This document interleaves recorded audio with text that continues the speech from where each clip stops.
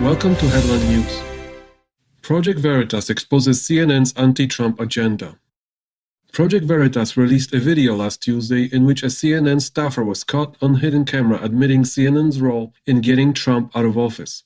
CNN technical director Charlie Chester claimed that the network was also involved in promoting statements favorable to Biden, as well as publishing statements unfavorable to Trump during 2020 election. Chester said, "Look what we did. We got Trump out.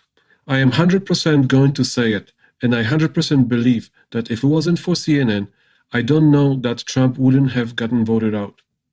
I came to CNN because I wanted to be part of that."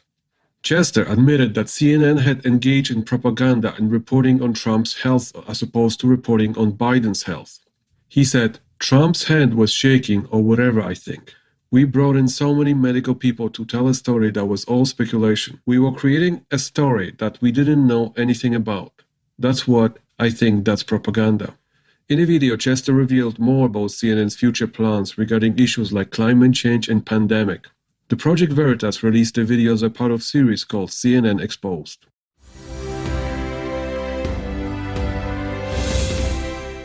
Biden doesn't agree with ending police tweet. Last Tuesday, Biden's administration stated that it disagrees with a tweet from Congresswoman Rashida Tlaib, who called for an end to policing, incarceration, and militarization. At the same time, other Democrats like House Speaker Nancy Pelosi appear to also distance themselves from Tlaib's comments. When asked about the tweet, White House Press Secretary Jen Psaki stated, "That's not President's view. The President's view is that there are necessary outdated reforms that should be put in place, that there is accountability that needs to happen, that the loss of life is far too high, that these families are suffering around the country, that the Black community is exhausted from ongoing threats they feel." Psaki stated that Biden believes that using legislation, including the George Floyd Justice in Policing Act, can put necessary reforms in place. President also said last Monday that there is no justification for violence in the wake of the shooting. Tlaib posted the tweet after the death of Dwayne Wright, who was shot and killed by a female officer, Kim Potter. Officer Potter and the local police chief have resigned since. In the same tweet, Tlaib claims that the death wasn't an accident and that Daunte Wright was met with aggression and violence. She added, "I'm done with those who condone government-funded murder. No more policing, incarceration, and militarization. It can't be reformed." Democrat House Speaker Nancy Pelosi responded that she does not agree with Tlaib's proposal to end policing in the United States. Pelosi highlighted that police reform is needed at the federal level. Like Biden, she believes that George Floyd Justice in Policing Act, which the House passed last March, could provide a solution to systematic racism and does not paint all law enforcement with the same brush. Democrat Senate Majority Leader Chuck Schumer also commented on this issue. "Look, we all know we have to root out a systemic bias in law enforcement, and we feel the best way to do that is the Justice in Policing Act," adding that he will put the bill on the Senate floor for debate. The calls to defund the police go back to last year's mass protests and riots by BLM and other activists, sparked by the death of George Floyd while in police custody. Other left-wing House members, including fellow Squad member Congresswoman Ayanna Pressley, made similar comments saying, "We can't reform this." However, Virginia's Democratic Senator Tim Kaine stated, "We definitely need reforms in the space of qualified immunity. But I'm not in the camp that says we should disrespect police. We should reform police where police are necessary."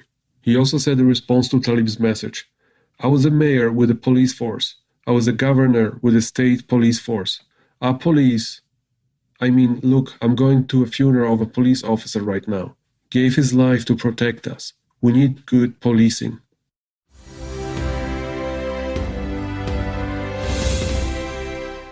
Hollywood production pulls out of Georgia over new election law. A new Will Smith movie is creating a buzz, but for different reasons. In an act of protest against new election laws, a production of Emancipation, an Apple Studios drama, is pulling out of Georgia. The new Election Integrity Act of 2021 requires Georgia's driver's license or state-approved ID in order to vote absentee by mail.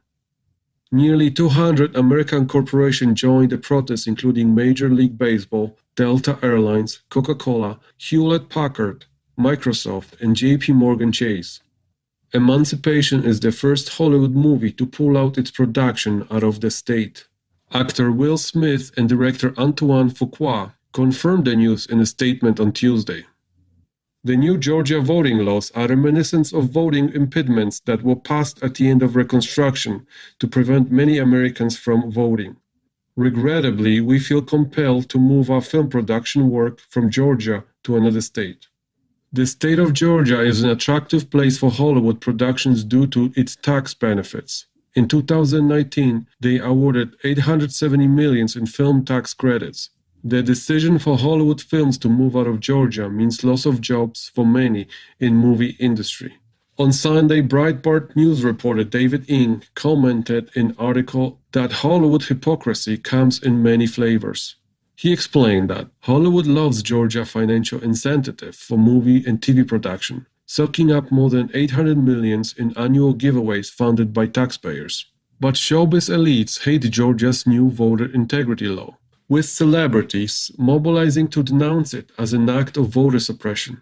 To show their appreciation for all state has done for them, some Hollywood liberals are now refusing to work in Georgia in protest of the law. On April 6, the Washington Post published an editorial stating that large corporations are hurting themselves by participating in a cancel culture that counters the interests of shareholders. The editorial's analysis noted that Georgia's election law does not directly affect the interests of these large companies, but the CEOs still voiced their opinions and joined the heated debate about the new election law. On April 3rd, former US President Donald Trump also issued a statement accusing the left of playing dirty tricks. He said the far left is using cancel culture to pressure corporate America into opposing Georgia's new election bill. Trump called for boycott of Major League Baseball, Coca-Cola, Delta Airlines, JP Morgan Chase, Viacom CBS, Citigroup, Cisco, UPS, and Merck. Don't go back to the products until they relent. These are the headlines news for today. We'll see you tomorrow.